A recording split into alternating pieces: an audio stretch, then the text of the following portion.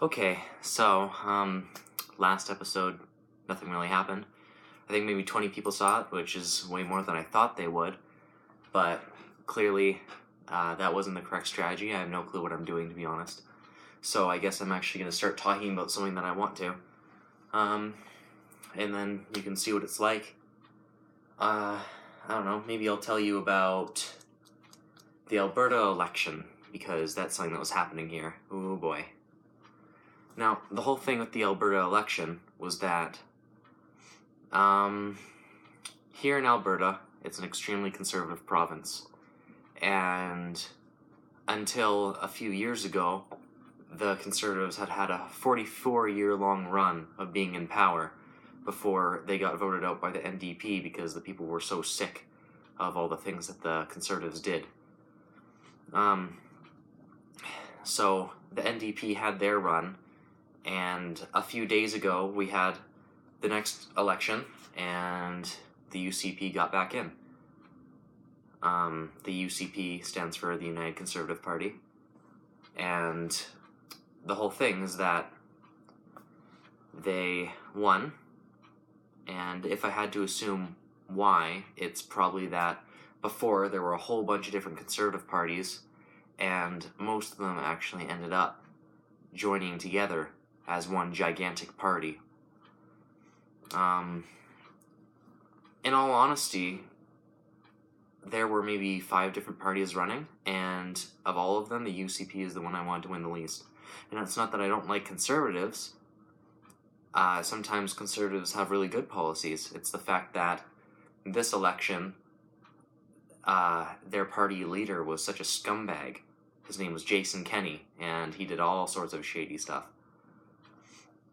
Everywhere from talking smack about LGBT people to probably cheating his way through being selected as the face of the party, which he's actually being investigated by the Royal Canadian Mounted Police for. Just all this stuff that you'd think would have negated him winning, but since all the parties joined forces, all their voters voted for them, and that alliance between all the different parties must have been what finally did in the NDP. And I'll admit, everything the NDP did, it wasn't perfect. Rachel Notley did most certainly mess up in a few categories, but I would have preferred anyone won, because we're going to see lower minimum wage for youth. He's going to try and privatize healthcare, get rid of the carbon tax, whole bunch of stuff like that most likely he won't even be able to do. In fact, half of all of his policies he probably won't be able to do. He'll be arguing with the federal government about it for 3 years and nothing will get done. It's going to be a train wreck of a year. All the good things he wants to do, he's not going to be able to. And all the bad things that he's going to do are just going to slide on by, I'm sure. It's going to be pretty shitty. Especially considering how I'm myself am currently in a minimum wage position in the society. Now I make less money, and it's not like I wasn't poor enough already living here. Yeah.